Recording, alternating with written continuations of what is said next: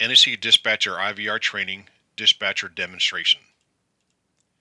In our previous version of the IVR, the dispatcher received only one email and they had to respond with either a yes or a no. Once the dispatcher had a scheduled date, they would then use the same email to provide us that date in a specific format as shown here. In our new format, the dispatcher will now receive two emails. The first email will be used only to either accept the call or decline the call. The second email, which will be sent after a dispatcher accepts a call, will allow the dispatcher to provide a scheduled date and time by selecting a date from the calendar box and selecting AM or PM from the drop-down arrow. Note: the reminder emails will still continue if a dispatcher does not accept or decline a call in the required time or provide a scheduled date and time in the required time. In addition to this demonstration video, there are 4 other videos that provide greater detail for each step listed below: accepting a service request, scheduling a service request, declining a service request, and technician check-in and check-out. When the NSC dispatches a service request, it will come to you in the form of an email. You will see in the subject line it says New Request. This section will contain all the attachments and work orders. This is where the dispatcher will either accept the call or decline the call. And at the very bottom is important service instructions. The information in this area is very important that it is provided to either the technician or the billing department, as it may pertain to some specifics of that actual service request. After accepting the call, you will receive a second email thanking you for accepting the work order and then asking you to provide a scheduled date by clicking on the calendar box. As you can see, the subject line has changed to ETA requested. It says thank you for accepting the NSC work order. And finally, here's the calendar tab that the dispatcher will click on. As you can see in this email, there's no longer the accept or decline tab. The only thing available is the calendar tab. And after the dispatcher clicks on this, they'll be able to provide the scheduled date and time. Now we're going to do an actual demonstration of what the dispatcher will see when they receive the email and what they will do to either accept or decline the call. First of all, we're going to show you how to accept a call and how to schedule a date and time. I've already created a work order, had it emailed to myself, and I'm acting as a dispatcher. So I'll open up the work order. As you can see, it says New Request. This is the section that has all the attachments in the work order. This is where I will either accept the call or decline the call. And again, the bottom is the important service instructions that I need to make sure I share with the technician or the billing department. To accept the call, all the dispatcher has to do is click the Accept tab. You will see it says, thank you for your response.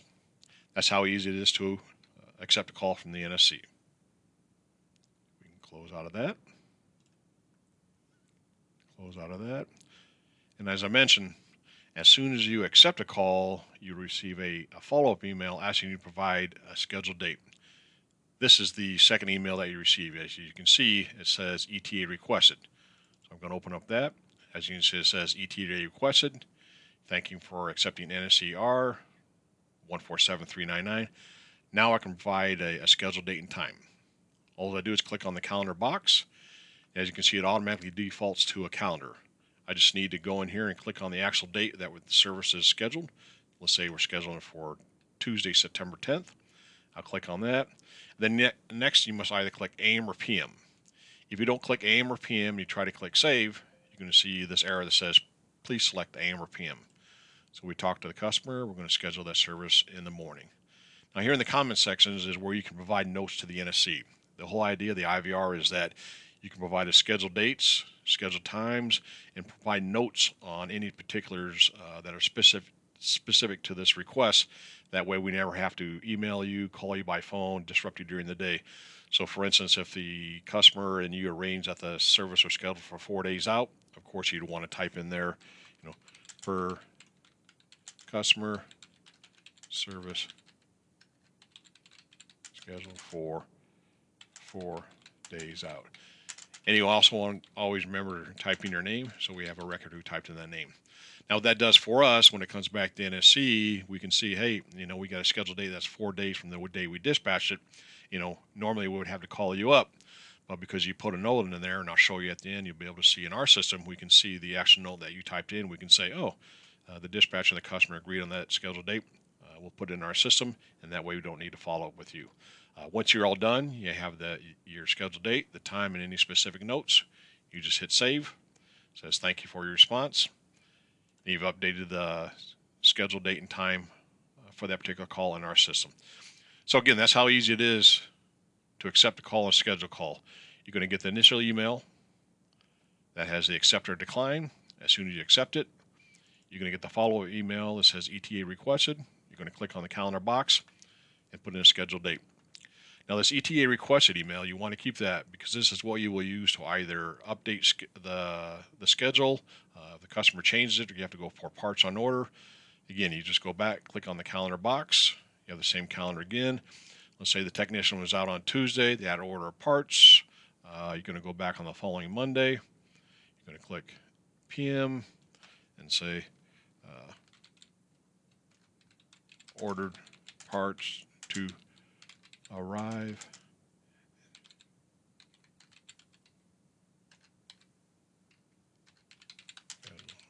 for Monday 9-15-2019. Again, type in your name and hit save. Again, you get a thank you for a response. But what that does is it actually updates our software system, the office tracks, and we can see exactly the time and the date and the schedule that you changed. So again, you want to hang on and keep onto this email. Now the other option is if you get a work order and you must decline the work order. Again, it says new request, you have your attachments. Here you can see either accept or decline. Previous example, we accepted the call. Here you just click on the decline tab. And you don't get a thank you for your response. It immediately takes you to this page similar to the acceptance page, but it does not have the drop-down calendar. The only thing you need to do here is before clicking save, you must type in the reason why you're declining the call. If you don't type anything in and hit save, you're going to get the error message. So for instance, we sent you a call, and let's just say you had several techs out, you're backed up, 5 days, you just put that information down. Several techs out with flu. We are 7 days out on service. And again, type in your name so we have a record who put that note in. So what you've done here is you inform the NSC why you cannot accept this call, and with a legitimate reason that your techs maybe got hit with the flu, you're 7 days out. You would hit save. Again, thank you for a response. X out of that. And again, that's how simple it is to decline a call. You just hit the decline tab and put a note in why you're declining it. I can now take you to our software site.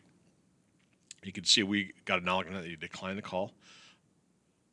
But if I open up our first work order that we sent you, you can see in the note sections, you accepted the call, and then you provide a scheduled date of 9/10 per customer service scheduled for 4 days out. Now we don't have to call you. And then again, you know that you had to go back for a second trip because parts are on order.